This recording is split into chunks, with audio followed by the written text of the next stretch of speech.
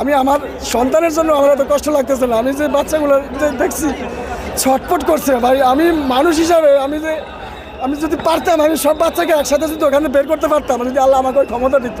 পরের সময় তো আমি দেখেছিলাম একটা উপর থেকে একটা আগুনের গোলার মতো একটা দ্রুত আসতেছে। যখন আমি দেখলাম তখন আমি ভাবছিলাম যে এটা আমার মাথায় পড়বে। তখন আমি 2-3 হাত পিছনের দিকে সরে গেলাম। পিছনের দিকে সরে যাওয়ার সাথে সাথেই ওটা সামনে পড়ছে। তখন তো সিটা পিছা সব দিকে দৌড়, এই আর কি অবস্থা। সব স্টুডেন্ট যারা ছিল স্কুল ছুটি হয়ে গেছে, প্রায় ছুটি হওয়ার পরে যারা বের হইতে পারছে তারা তো বের হয়েছে, আর যাদের কোচিং ছিল তারা ওখানে ছিল। কিছু স্টুডেন্ট ছিল, কিছু শিক্ষক ছিল এবং হোস্টেলে অনেক লোক ছিল। মোটামুটি ভালো লোকই ক্ষতিপূর্ণ হয়েছে। তো আমার ধারণা যে কতজনকে আহত অবস্থায় দেখেন? আমি এখানে প্রথম অবস্থায় আমি আহত অবস্থায়, এমনকি আমি নিজেই 7-8 জনকে আহত অবস্থায় বের করে দিয়ে গেছিলাম। আমি আমার বাচ্চা নিয়ে আমি বাসাতে চলে গেছি, বাচ্চা নিয়ে এখন আসছি। এদের কি আগুন লাগছিল? হ্যাঁ, তখন সাথে আগুন লাগছিল।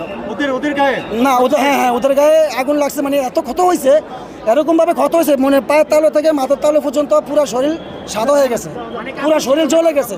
মোটামুটি ওদের শরীরে কোনো পোশাক ছিল না। বিমানটা পড়ার আগেই কি আগুন লেগে গেছিল বিমানটা উপর থেকে তো আগুনের মতো আসছে।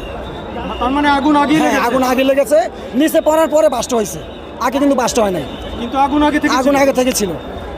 হ্যাঁ, আমি এটা তো আমি মিথ্যা বলতে পারবো না। আমি আমার 2টা চোখে আমি দেখেছি, এবং কি আমি যে ঘটনা দেখেছি এটা হয়তো আমি মরে যাওয়ার আগ পর্যন্ত আমি এই সিনারি এবং কি এই জিনিসগুলো আমার মাথা থেকে কখনো যাবে না।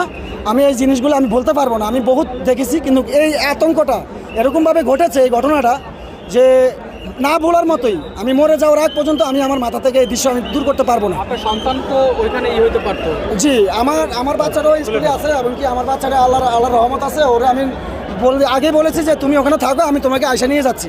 তো আমি যখন ওরা ফোন দিছি, আমি ফোন কেটে দেওয়ার 3 মিনিটের মাথায় এই ঘটনা হয়েছে। 14 থেকে 15 মিনিট এর ভিতরে এই ঘটনাটা হয়েছে। মানে আমার নিজের চোখে দেখা, আমি তো আমার চোখকে অবিশ্বাস করতে পারবো না।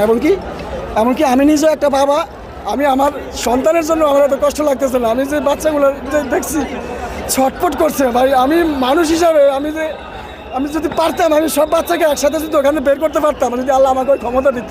আমি পারলাম না একটা সন্তানকে আমি উপকার করতে, কেউকে বাঁচাতে। যেটুকু সাধ্য পরিমাণ ছিল 2-4 জনকে আমি বের করে দিয়ে আমি চলে গেছি আমি আমারটারে নিয়ে। কিন্তু আমিও একজন বাবা, আমার সন্তানের জন্য আমার এত কষ্ট লাগতেছে না যে বাচ্চাদের জন্য আমার যে কষ্ট এখন লাগতেছে। ওখানে কি পরিমাণ বাচ্চা ছিল? এখানে ছিল প্রায় একটা স্কুলে আপনার যতগুলো স্টুডেন্ট ছিল, প্রায় ছুটি হওয়ার পরে অর্ধেক তো ছিল, যাদের কোচিং ছিল তারা সবাই ছিল।